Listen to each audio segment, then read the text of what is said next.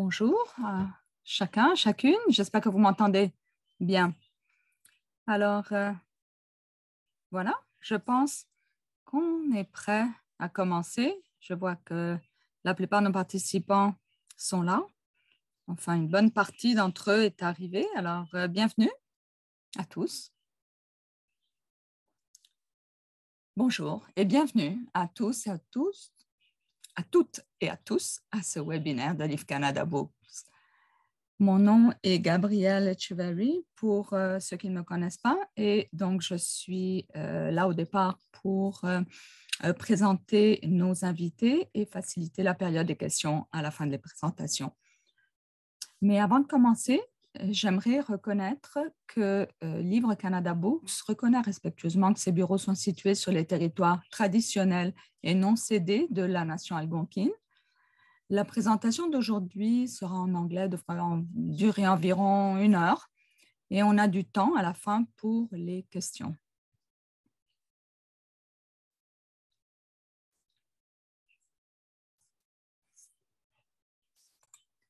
So to access the interpretation in French, you click the interpretation icon at the bottom of the screen. Alors aujourd'hui, la plupart des présentations seront en anglais, donc la traduction, l'interprétation va aller en français, mais nos invités parlent également français, donc ils pourront répondre à vos questions en français également.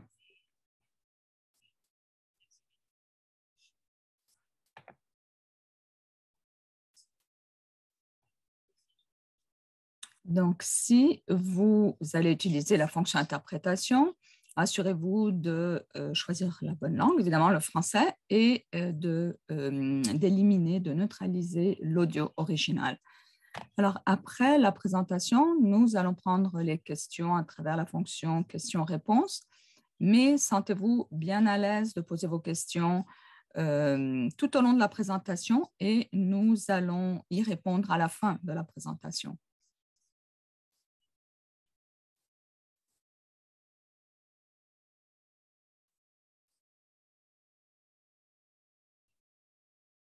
Et si jamais vous avez des problèmes ou si vous avez des questions sur la plateforme, vous pouvez m'envoyer un message privé en tant que host, animatrice.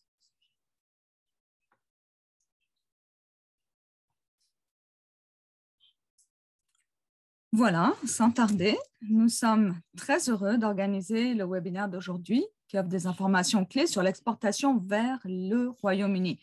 Le Royaume-Uni est un marché d'exportation bien établi pour les éditeurs d'autres marchés anglophones, ainsi qu'un marché important pour les éditeurs d'autres territoires. Son industrie de l'édition est prolifique et diversifiée avec un public actif qui lit, qui achète des livres, des communications internes faciles, une couverture médiatique nationale. Le Royaume-Uni est également relativement facile d'accès avec très peu de restrictions à l'importation ou de barrières fiscales. Mais ce marché a connu une série de bouleversements.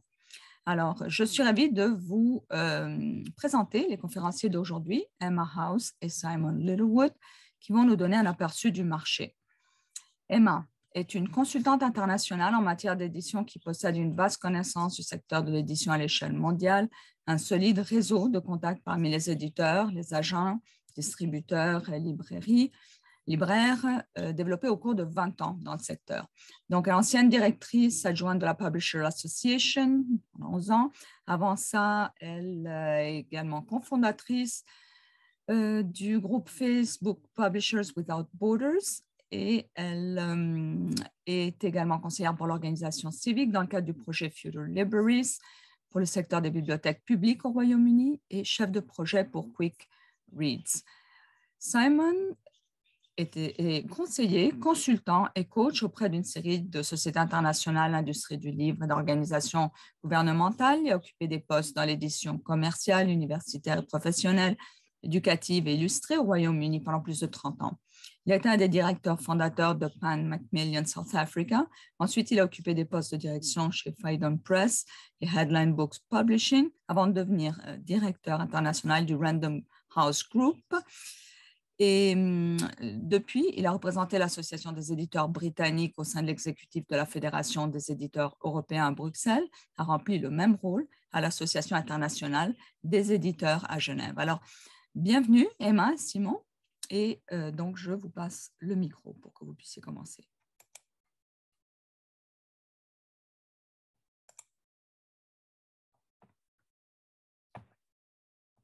Merci beaucoup, Gabrielle, et bonjour à tout le monde. C'est vraiment un plaisir et un privilège de pouvoir être ici et de rencontrer et de renouer aussi avec un pays qui a toujours eu beaucoup d'importance dans ma vie. On est bien conscient en regardant notre public d'aujourd'hui que ce n'est pas juste la nature des éditeurs, mais également l'engagement de ces éditeurs par rapport au marché britannique qui est en jeu. Alors, c'est important de trouver des dénominateurs communs sur nos marchés. Et donc, on va essayer ensemble de voir comment est-ce qu'on peut se concentrer sur de l'information qui est pertinente pour vous tous. Alors, je vais rapidement vous présenter ce qu'on va couvrir. On voudrait d'abord vous donner une idée du marché du livre en termes statistiques, parce que c'est important aussi d'avoir les chiffres, savoir un petit peu le contexte. On va parler du matériel en tant que tel, donc on va vous donner une bonne idée de la structure du marché du détail actuel, du marché des bibliothèques, des livres à succès.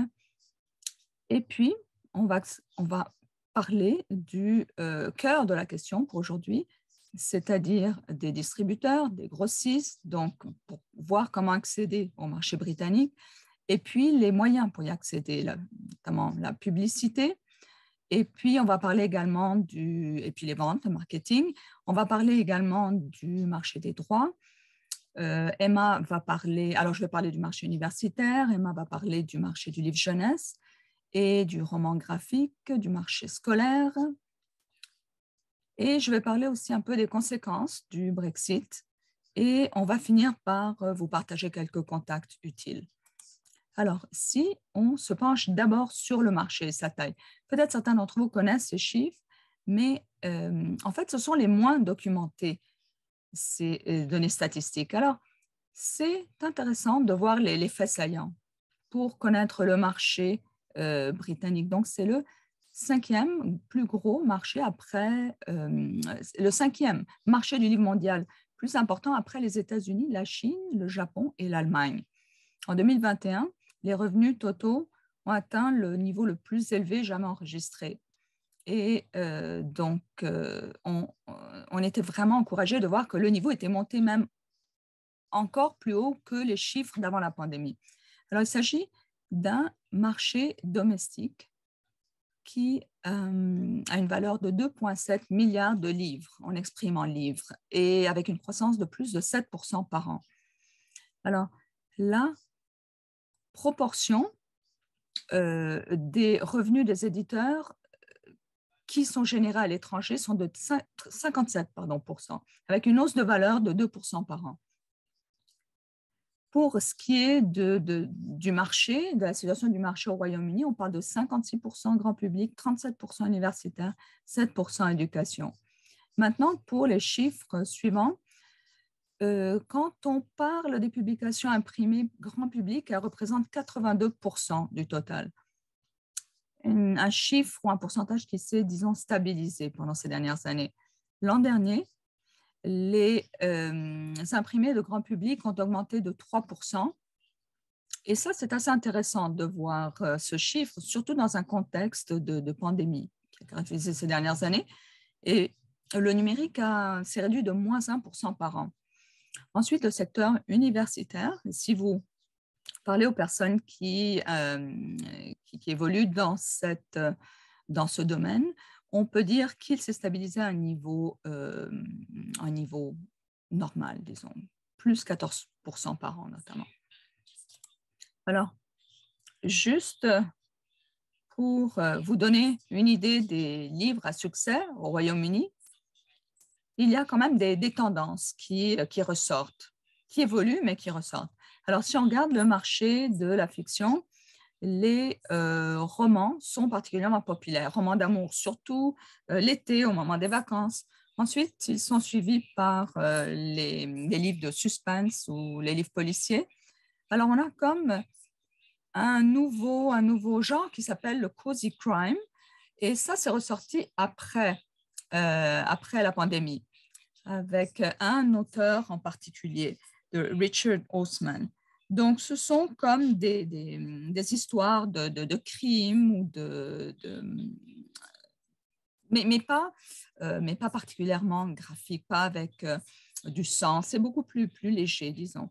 Ensuite, il y a évidemment, dans la fiction, il y a le lien avec le cinéma et la télé. Ensuite, on a sur le plan de la non-fiction, on a les livres de cuisine qui sont toujours parmi les 10 meilleures ventes, surtout si ce sont des livres qui ont été écrits par des chefs ou des restaurants qui sont connus, des restaurants réputés, ou bien des livres sur des régimes à la mode. Et le dernier est vraiment parmi les 10, le dernier livre de cuisine dans cette catégorie est vraiment parmi les 10 meilleures ventes. Ensuite, on a également les livres sur des questions de psychologie ou de développement personnel. Et puis encore l'histoire des histoires des personnages célèbres, les biographies. Pour la jeunesse, pour la littérature jeunesse, on a des auteurs de renom qui dominent toujours. Et ensuite, on a des personnalités qui sont particulièrement visibles à la télé et qui se vendent bien également dans les livres. Et ensuite, il y a des marques en particulier liées avec le cinéma et la télé aussi. Donc, des caractères de dessins animés ou de shows télévisés ont toujours beaucoup de succès lorsque c'est présenté en livre. Et pour la tranche d'âge de 5 à 12, les thèmes les plus suivis sont ceux qui ont trait au thème écologique ou l'espace, ou tout ce qui est particulièrement drôle. Alors, les livres amusants fonctionnent très bien à cet âge-là. Et puis, les séries de détectives également sont populaires, surtout lorsqu'il y a, par exemple, des voyages qui sont intégrés dans les histoires. Donc, le marché des jeunes adultes a complètement explosé, surtout grâce à TikTok, qui fonctionne très bien pour vendre des livres comme des livres qui ont trait avec des thématiques féministes et également d'autres qui ont trait au mystère, et puis toutes les séries sur les thématiques autour des communautés LGBTQ. Alors, ce sont les livres qui vendent très bien en ce moment. Et puis, Télémagazine publie une liste, en fait, des meilleurs, des livres les plus vendus. Alors, c'est intéressant de voir quels sont les livres à succès donc, qui sont listés dans ce magazine. Donc, juste pour vous donner un petit peu une idée du marché du détail. Un petit peu comme au Canada, le nombre de chaînes de librairies s'est réduit au fil des années. Et donc, on a Waterstones, qui est sans doute la plus grosse chaîne, qui maintenant ont acheté Falls, Blackwells et également une autre marque. Et puis, W.H. Smith est également une grosse chaîne du détail. Et ils ont également des magasins aux aéroports. Et puis, Easons est la plus grosse chaîne de librairies irlandaise. Donc, la présence est partagée entre des éditeurs indépendants, des librairies indépendantes et des chaînes. Même si c'est intéressant de voir que Woodstones, par exemple, fonctionne très bien en ce moment-là. Waterstone. Ensuite, on a également toute une série de marques qui sont présentes, en fait, de supermarchés qui offrent des livres et qui vendent très bien, en fait. Et ce qui identifie ce marché, c'est que généralement, ils gardent juste les meilleures ventes. Donc, probablement les 50 meilleures ventes se retrouvent dans ces grandes chaînes de supermarchés.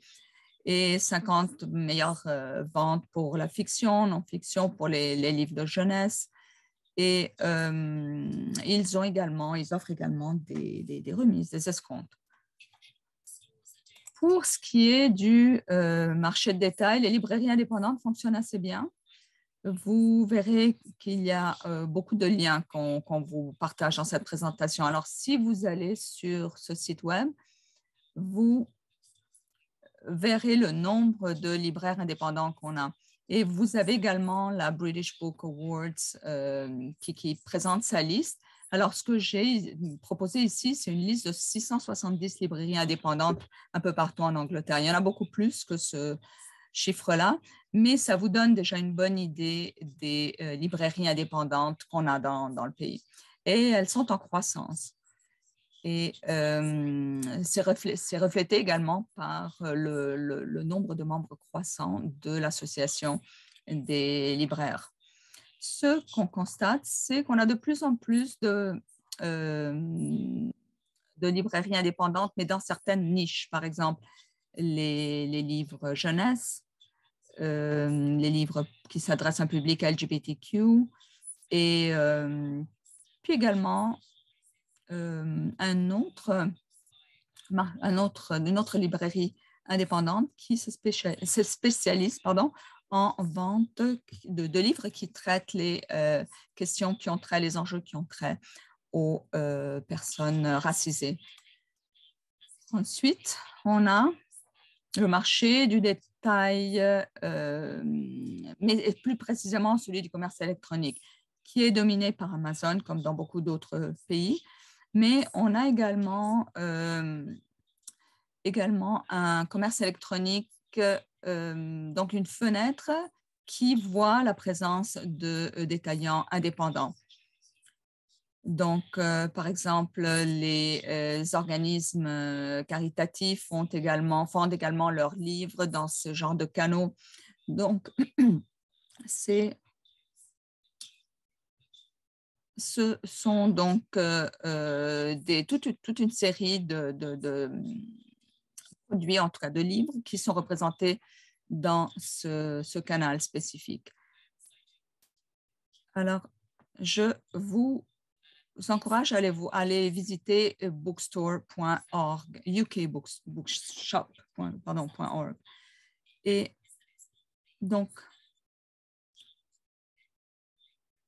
vous verrez qu'ils préfèrent toujours vendre la vente directe aux consommateurs, mais donc ils sont suivis directement ensuite par les autres détaillants de commerce électronique.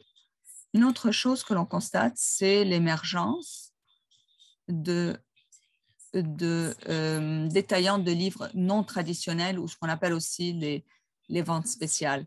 Donc, ce sont des livres ou en fait des librairies qui vendent des livres, oui, mais également d'autres items à part les livres. Alors, de plus en plus, ce genre de librairie s'implante sur le marché. Alors, on a plusieurs distributeurs que l'on va voir plus tard également qui les fournissent. Donc, Gordon Centers, par exemple, sont ce genre de créneaux. Et puis, les musées également, souvent vendent des livres, ont leur propre compagnie d'édition, propre maison d'édition. Ensuite, pendant la pandémie, clairement, on a vu une augmentation du marché de détail des livres numériques et des livres audio. Alors, le marché est clairement dominé par Kindle et Audible. Donc, c'est la même chose ici sur le marché du Royaume-Uni. Et on a également des livres Apple et Google. Et on a également un autre créneau qui est Zigzag, qui fonctionne à peu près de la même façon, avec la même approche que Audible. Donc, ce que l'on a moins, En fait, ce qu'on a également, c'est l'inscription à des chaînes pour avoir accès à toute une série de différents livres, une liste de livres. Et ensuite, on va revenir sur le marché des livres imprimés. Et l'accès peut se faire directement du Canada et eBound, donc, est le canal pour le faire. eBound au Danemark. Et donc, il y a des services comme eBound ou Danemark qui donc servent d'intermédiaires. Et puis, on a également Bookwire et Zebrolution. Donc, ce sont des services qui sont basés en Allemagne, mais qui offrent des services aux éditeurs dans le monde entier. Donc, Zebrolution, comme je vous disais, est également un distributeur d'audiolivres. Et c'est important de rentrer dans les canaux de détaillants qui couvrent le monde entier, pas juste le Royaume-Uni. Donc, quand on parle d'accès sur le marché du détail au Royaume-Uni, la première chose à laquelle il faut réfléchir, c'est la conception des couvertures. L'audience est très différente au Royaume-Uni. Le public, en fait, est très différent au Royaume-Uni par rapport aux États-Unis, par exemple. Alors, vous verrez que la conception des couvertures est très importante parce que les couvertures qui fonctionnent, disons, au Royaume-Uni ne sont pas les mêmes qui fonctionnent aux États-Unis. L'autre chose importante, c'est d'avoir des documents de marketing, donc pas juste à fournir à vos distributeurs, mais également que vous pouvez envoyer à vos propres contacts directement, que ce soit des libraires ou des chaînes de livres ou directement aux services de marketing et communication qui s'en vont directement vers les consommateurs. Donc, ça peut être contrôlé directement du Canada. On va reparler de ça un peu plus tard. Mais assurez-vous que vous avez du matériel de marketing solide qui est présenté dans différents médiums pour pouvoir atteindre différents objectifs. Donc, bonne stratégie de marketing et de communication. Ensuite, disponibilité des stocks. Très important d'avoir une disponibilité des stocks sur place au Royaume-Uni. Alors, le marché des bibliothèques au Royaume-Uni est un marché intéressant. Alors, les bibliothèques publiques proposent des livres physiques, des livres numériques et des livres audio. Les auteurs reçoivent un paiement chaque fois qu'un livre est emprunté. Donc, c'est ce qu'on appelle le système de prêt public. Et si vous voulez voir quels sont les livres les plus loués, empruntés, vous avez des listes qui les présentent. Et donc, on a le stock physique de livres papier qui domine, évidemment, encore.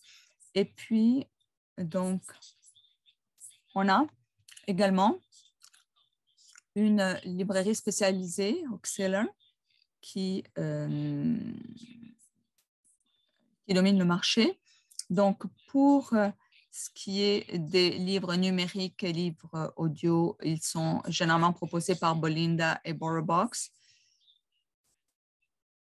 Et ce sont les autorités publiques, en fait, qui procèdent aux achats des livres. Donc, on a 131 administrations de bibliothèques qui gèrent l'achat des livres et qui les fournissent à 3600 bibliothèques publiques, y compris celles mobiles. Les budgets pour les livres sont assez serrés, mais malgré tout, c'est un marché dont il faut tenir compte parce que c'est un marché important, celui des bibliothèques publiques. Merci. Alors, on va passer maintenant au secteur des grossistes. Alors, c'est important de comprendre d'abord la distinction entre les distributeurs et les grossistes. Et parfois, les termes sont utilisés de façon interchangeable, mais pas toujours. Alors, on va regarder ça ensemble.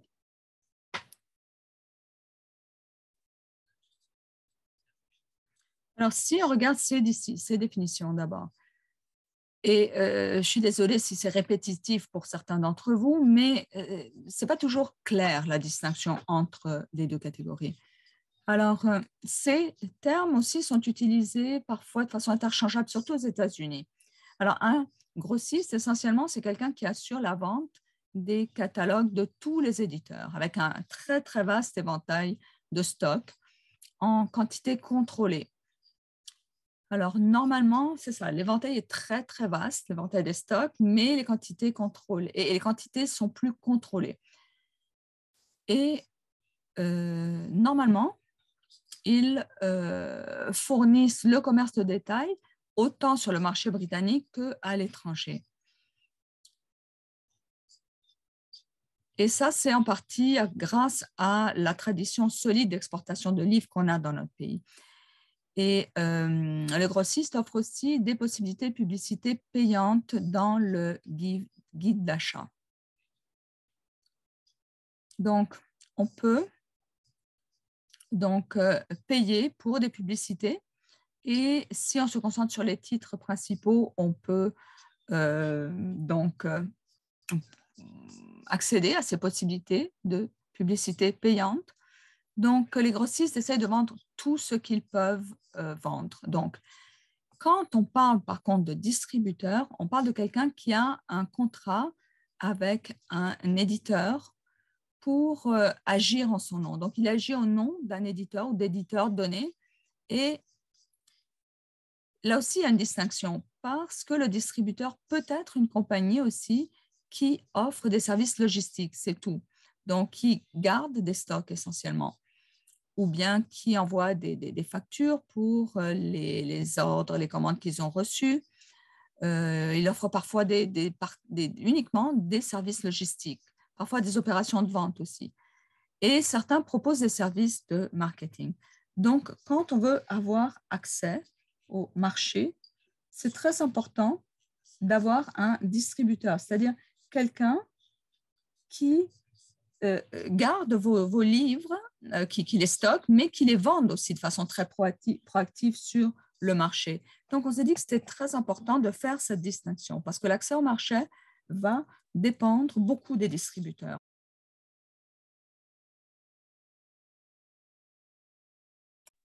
Pour approcher un distributeur avec crédibilité, d'abord, il faut évaluer la liste pour le marché. Et c'est pas facile parce que le marché est là et parfois les caractéristiques de ce marché, on ne comprend pas pourquoi un certain marché réussit bien avec le genre et l'autre ne réussit pas. Donc, c'est à travers la distribution et il faut s'informer autant que possible sur l'état du marché. C'est important, comme je dis, quand vous regardez ces distributeurs, de ne pas utiliser les livres qui ne seront pas bien reçus.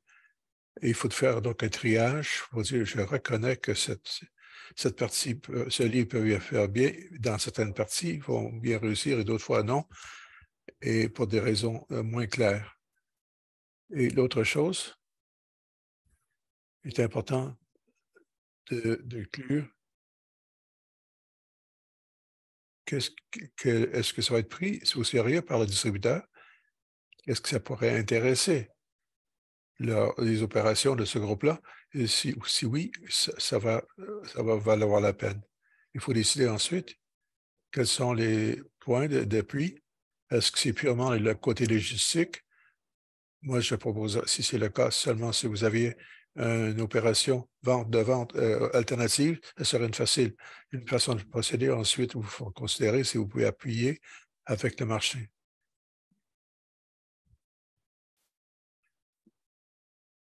Donc, il faut vraiment rechercher ces groupes.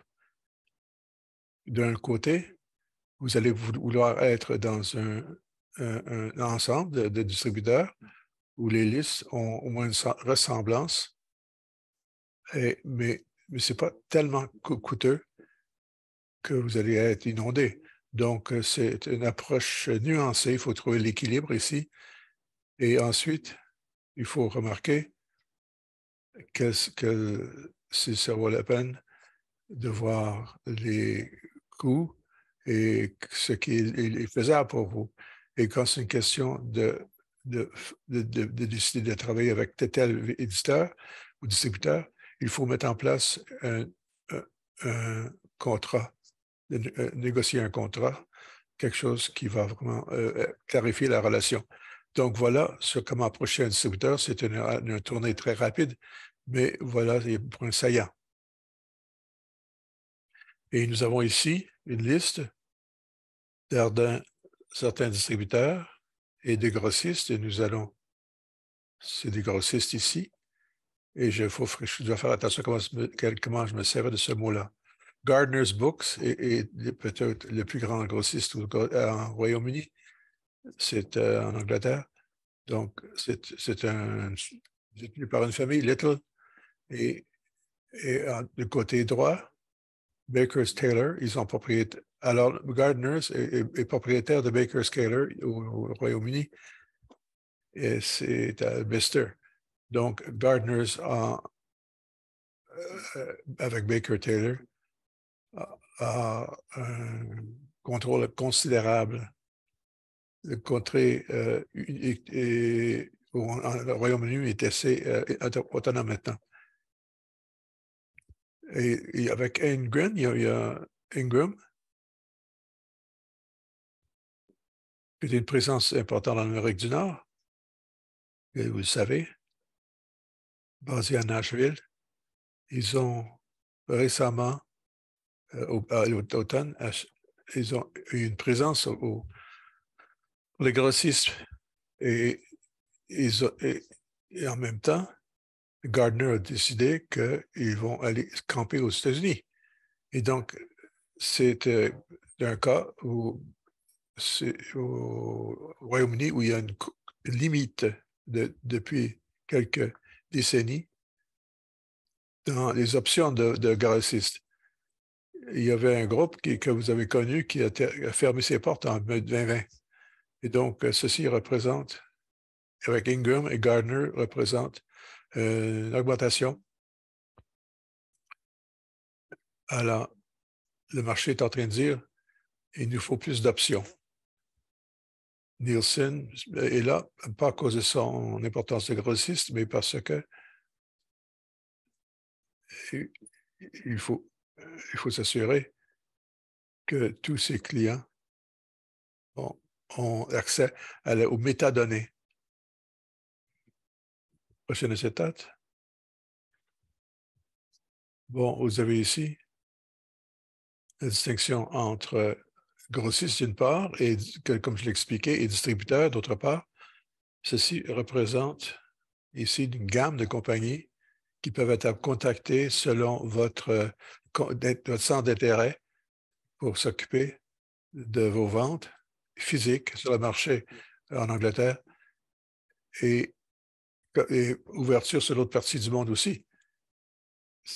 Dans le nom, à gauche, vous avez Eurospan. Ils sont bien établis dans le monde académique et éducation, et non seulement aux Nations Unies, au Royaume-Uni, mais également à travers l'Europe. Ensuite, il y a Danel, s'occupe des livres d'enfants pour jeunesse.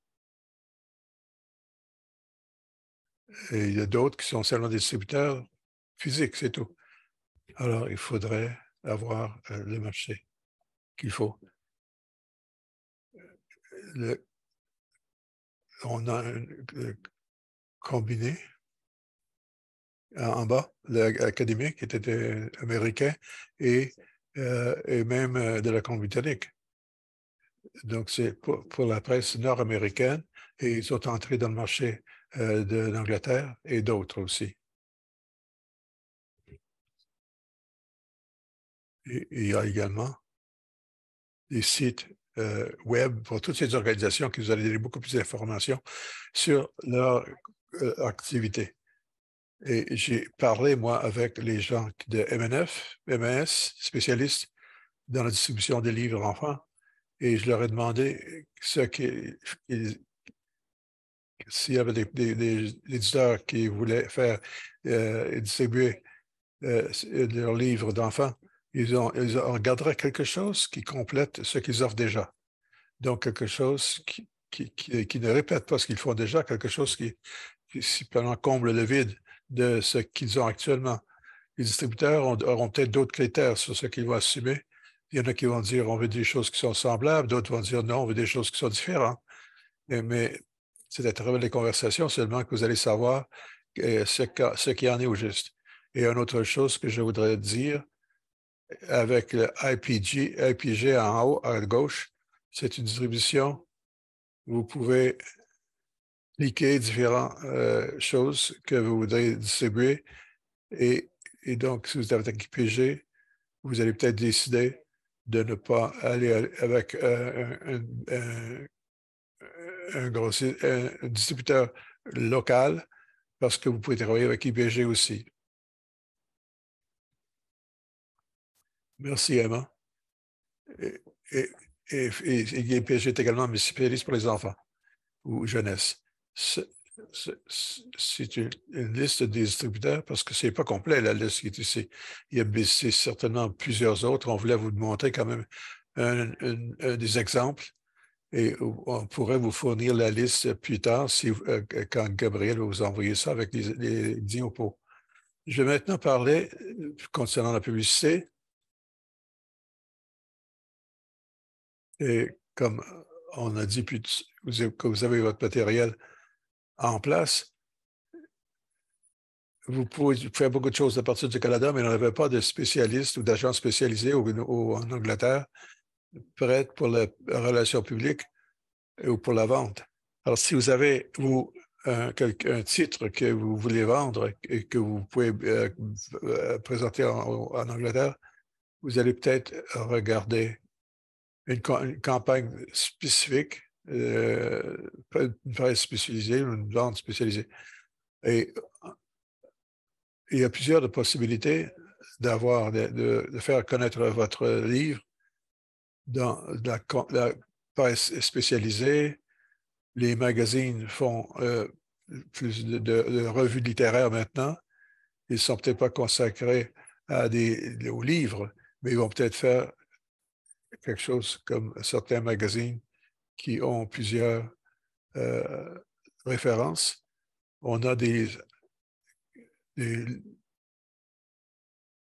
d'Asie, c'est une culture en ligne, surtout pour la communauté asiatique, et également des présentations de livres. Et ils vont avoir plusieurs listes de ces possibilités que si vous consacrez un certain temps, vous pouvez bâtir quelque chose, bâtir vous-même. Et ce sont dans la section d'analyse de livres, toute cette approche est beaucoup plus limitée maintenant et à cause des frais. Donc, peut-être les balado-diffusion, et nous avons également un festival littéraire et des prix. C'est une façon de faire de la publicité. Ce sont certains groupes ou des livres, et Goodreads, NetGalley. NetGalley va rejoindre plusieurs gens qui ont une influence sur la vente des livres. Et j'ai mentionné le trade press, donc la presse spécialisée. Ça dépend des genres. Et vous allez sur le site, vous allez voir les livres qu'ils examinent. Ils pensent à fournir des marchés et ça, c'est très important. Et surtout, il faut aller vendeurs de livres pour que les gens sachent un peu ce qui se présente pour l'avenir. 350 festivals littéraires sont organisés tout au long de l'année au Royaume-Uni. Alors, plusieurs de ces festivals et d'autres sont des grandes manifestations qui attirent les grands noms de la littérature, des médias, de l'industrie du spectacle. Et il y a toujours On paye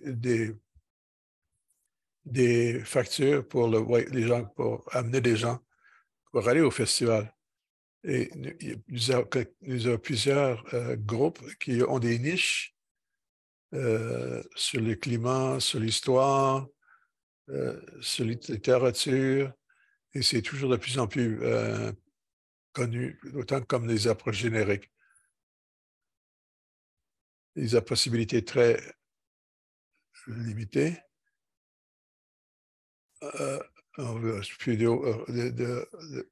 Postes de radio parlent de livres et d'auteurs, et donc ça devient de plus en plus populaire. Et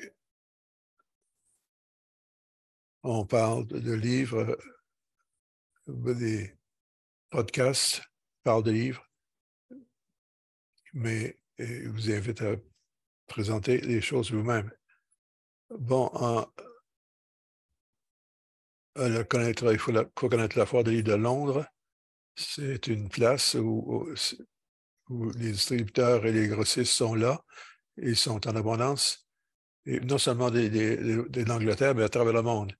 Et c'est pas une possibilité d'avoir des rendez-vous avec ces gens-là et une place pour vendre vos livres ou pour établir des contacts au moins.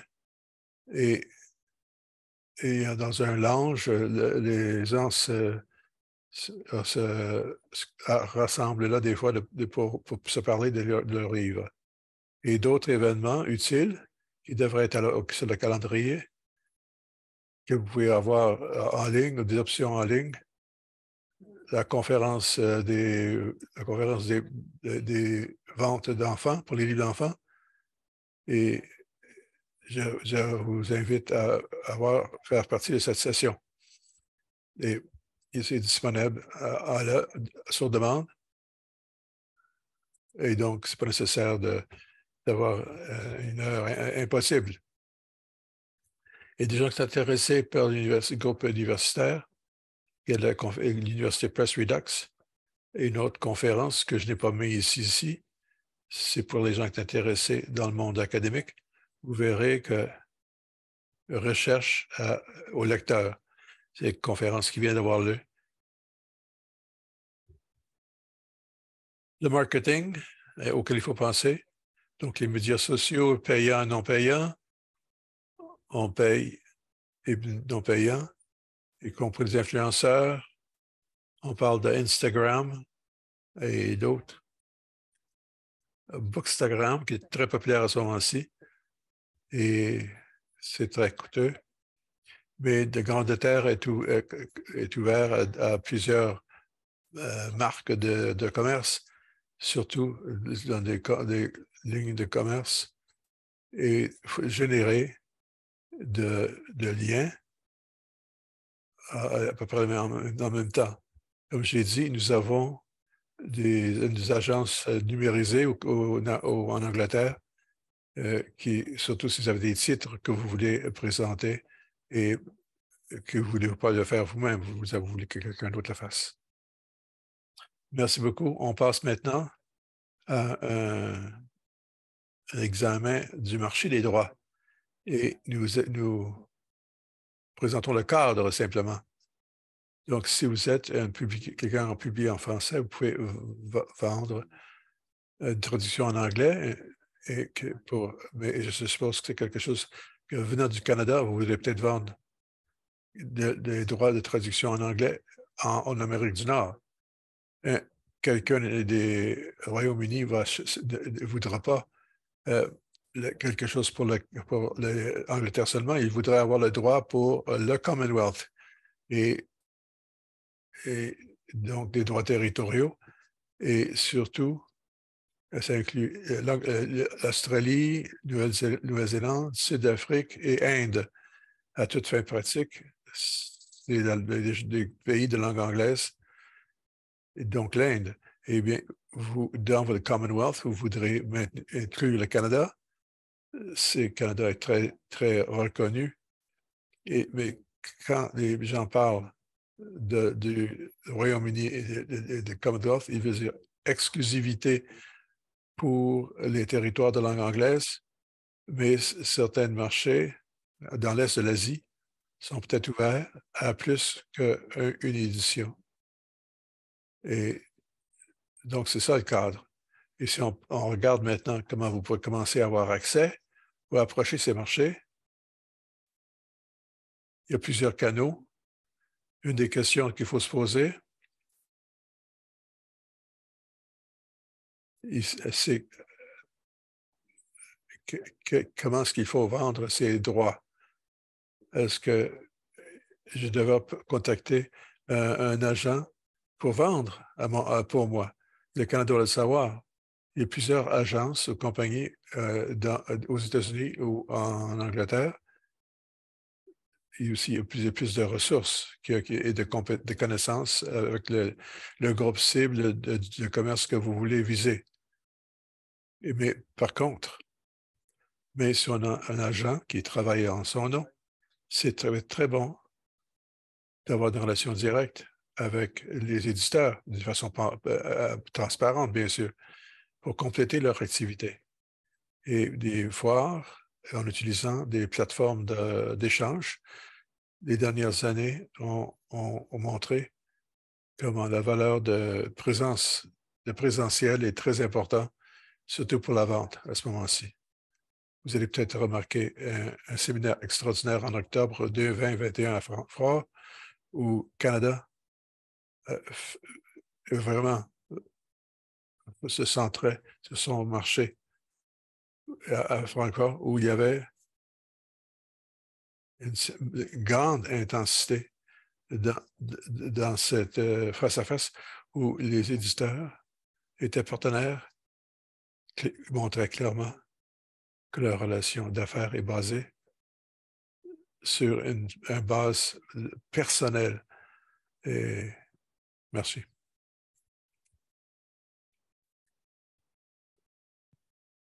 Bon, on passe maintenant vers le marché universitaire. On devrait dire que, bien sûr, il y a un marché académique très important. Et comme vous le savez, c'est l'enseignement supérieur, c'est-à-dire pour les étudiants, et ensuite les livres de référence et le professionnel. Ces trois canaux sont clairement exploités par les différentes compagnies qui s'y trouvent. Donc, il y a des ventes pour les étudiants sur le campus. Là, ici, vous avez le plus mieux connu, Blackwell's à Oxford, qui, comme a dit, appartient à Wostens. Donc, ce marché de détail, les étudiants achètent aussi, non seulement en magasin, mais en ligne. Et si on passe à la prochaine diapo, c'est important de parler de la migration qui s'est passée, surtout à travers les années académiques, vers le numérisé, les livres numérisés ou numériques. Ici, nous avons plusieurs compagnies qui sont très actives de fournir aux étudiants des livres numériques qui ont augmenté énormément depuis les dernières années. Je ne parlerai pas trop dans ces compagnies individuelles, mais Cortex, depuis 10 ans, est le plus gros fournisseur de livres numériques et se concentre sur les données de base et les journaux, et également pour des inscriptions ou encore des livres numériques comme tels, dont la location de livres même. Est-ce que, Emma, tu veux ajouter quelque chose? On peut continuer? Oui, l'autre chose c'est que sur le marché de livres, de l'emprunt de livres. Et les étudiants vont acheter des livres la première année et vous voyez le déclin après. Et ils achètent des livres de seconde main pour les années après la première année. Oui, c'est pas parallèle à ce qui se passe aussi avec le monde numérique, le livre numérique. C'est un modèle qu'on voit de plus en plus. Bon, je vais parler maintenant un peu du marché des livres jeunesse. c'est encore dominé par l'impression, par l'imprimé, et le jeune adulte, TikTok,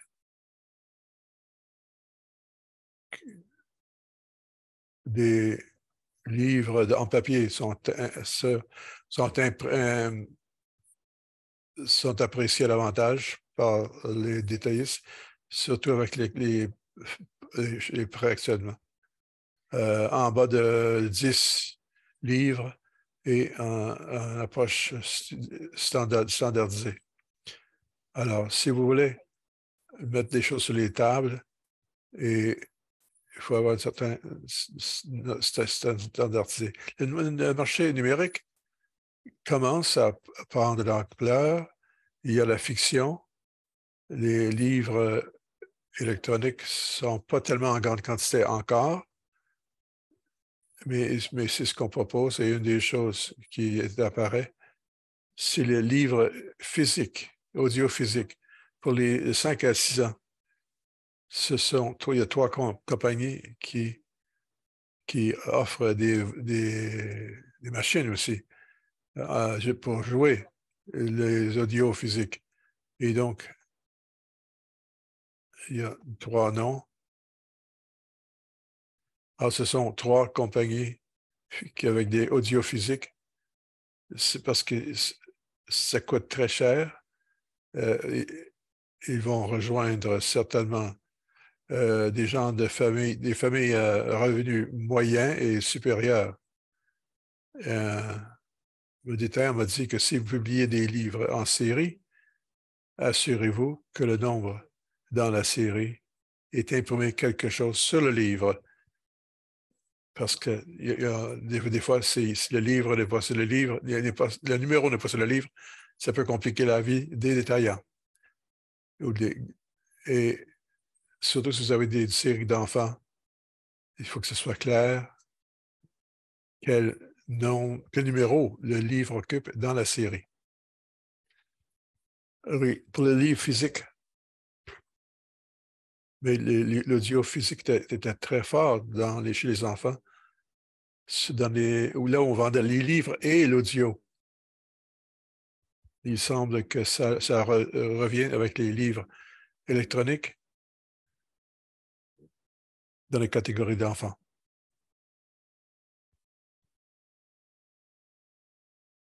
On nous a dit plus tôt. Il y a plusieurs librairies spécialisées en littérature jeunesse à travers le pays et donc dans différentes parties du pays aussi. Nous avons les livres pour les magasins pour enfants à Newcastle, qui a une des meilleures librairies pour les enfants dans le pays. Bon, les romans graphiques montrent qu'il y a vraiment une augmentation pour les enfants et pour les adultes, et on dépasse ces chiffres énormes. Les pourcentages ont été plus forts.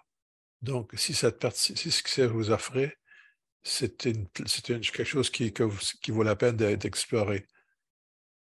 C'est tout à fait intéressant. Le manga ont dominé avec un bond de 24 par rapport au chiffre disponible en 21 pour une année complète de 28 millions. Donc, c'est un format, les mangas, c'est un genre qui fait des augmentations énormes. Et du côté des enfants, des jeunesses,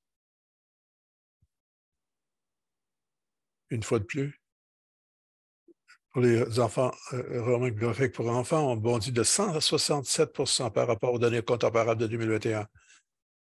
Donc, la pénétration de marché augmente beaucoup dans cette catégorie de romans graphiques pour enfants, de même que pour les adultes, mais c'est tout à fait remarquable, la concentration de certaines façons de présenter les livres.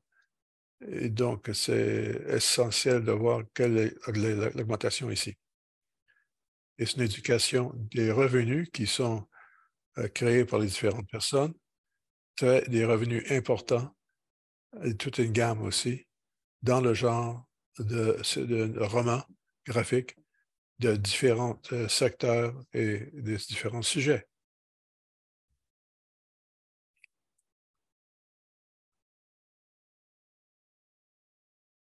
Pour le marché académique, c'est tout à fait déterminé par le curriculum national. On n'a pas eu de changement depuis 8 ans. Et donc, on devrait avoir un changement bientôt qui augmente les ventes. Donc, il n'y a pas beaucoup d'argent dans ce marché. C'est surtout géré par le marché, par le curriculum national. Alors, nous avons 40 curriculums, donc il n'y a pas juste un seul pour le Royaume-Uni, mais chaque Angleterre, Irlande, Écosse, Galles, tout le monde a des façons d'approcher ce curriculum. Et c'est géré par des écoles individuelles, bien sûr, et les grands éditeurs vont répondre aux besoins des écoles individuelles. On avait des achats par consortium qui par approche multi-académique. On pense à ce marché en regardant les bibliothèques d'école, surtout en littérature. Ce serait l'alphabétisation et les guides de révision aussi, qui travaillent avec le curriculum. C'est quelque chose qui est un des fournisseurs importants des écoles.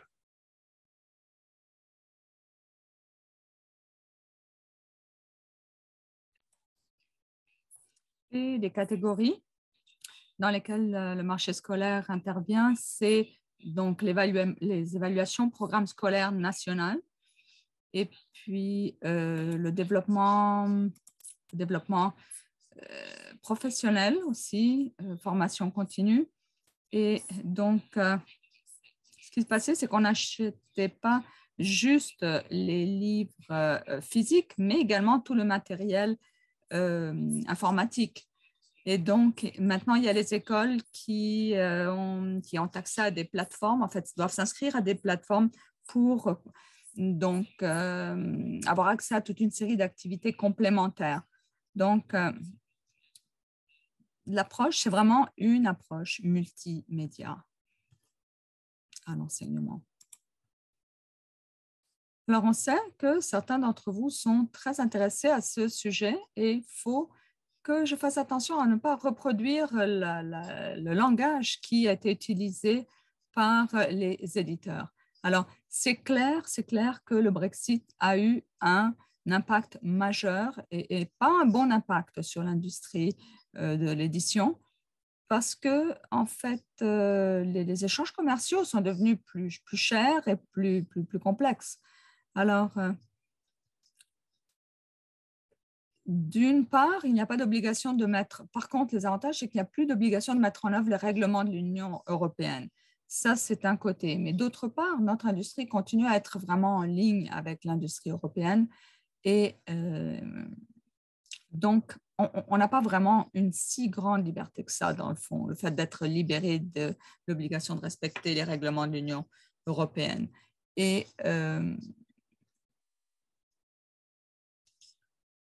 donc, il faut dire que Gardeners, qu'on mentionnait avant, a créé en fait tout un réseau en France de façon à avoir quelque chose sur le territoire européen pour faciliter la distribution, pour dépasser les problèmes de distribution. Alors, il y a aussi quelque chose qui a trait au coût de participation aux foires européennes, mais ce n'est pas un déterrant, ce n'est pas un dissuasif. On va continuer à préserver nos relations étroites avec ce marché pour garder une présence solide sur le marché. Maintenant, l'Irlande continue à être membre de l'Union européenne. Alors, vous savez tous les problèmes politiques qui ont été créés également par les conséquences du Brexit. Et même si on les avait anticipés, ces problèmes-là, on n'en a pas suffisamment parlé en amont. Alors, ce qui se passe, c'est que donc on a le marché de l'Irlande Et là, donc, c'est une situation différente dans les relations avec l'Europe, avec le marché européen, évidemment, puisqu'il fait toujours partie de l'Europe.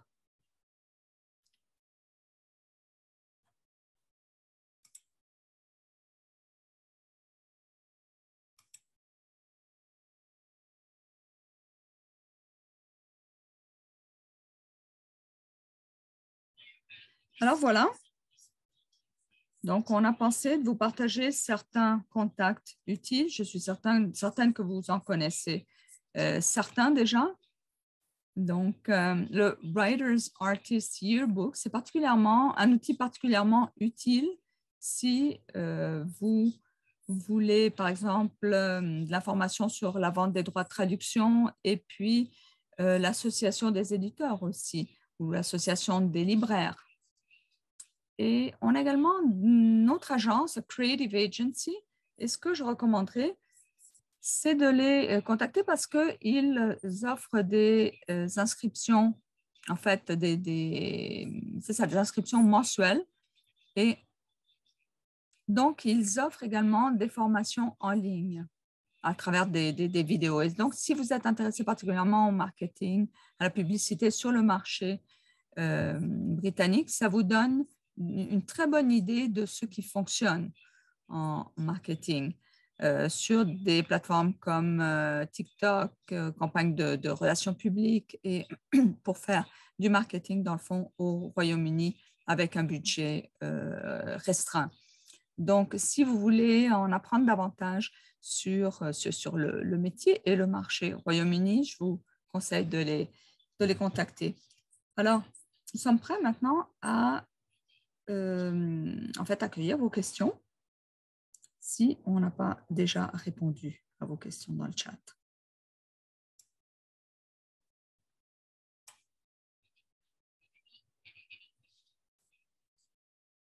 Si vous avez également des questions dans les prochains jours ou semaines, n'hésitez pas à envoyer vos questions à Gabrielle parce qu'elle va les recueillir et nous les relayer. Donc, on pourra à ce moment-là vous répondre. Donc, ce n'est pas une guillotine, n'est-ce pas? Ce n'est pas comme la dernière chance, la guillotine tombe. Ce n'est pas ça. Il y a encore certainement des opportunités d'interaction, d'échange. Il y a quelque chose qui a déjà été établi, quelque chose de collégial qui nous permettra de revenir sur des sujets d'intérêt pour vous par la suite. Alors, merci beaucoup, Simon, merci Emma, merci à tous les deux pour cette excellente présentation. Alors, oui, c'est vrai qu'au fur et à mesure qu'il y avait des questions, on a essayé d'y répondre au fur et à mesure. Mais si vous avez d'autres questions auxquelles on n'a pas encore répondu, n'hésitez surtout pas à me les envoyer et je vais les relayer à Simon et Emma. Alors, merci beaucoup pour cette excellente présentation. Merci aux participants qui se sont unis à nous. Merci Canada au Fonds du livre canadien pour avoir financé cet événement aujourd'hui, ce webinaire. Et nous sommes toujours heureux de recevoir vos rétroactions. On va vous envoyer également un lien pour que vous puissiez répondre, répondre à des questions d'évaluation. Ça, c'est toujours aidant pour nous. Alors, pour ceux qui n'ont pas encore reçu les présentations qu'on a vues aujourd'hui, qu'on a visionnées, n'hésitez pas à me contacter, je vous les enverrai. Alors, ces liens internationaux sont absolument essentiels. Alors, merci beaucoup d'avoir été des nôtres aujourd'hui. Merci. Au revoir.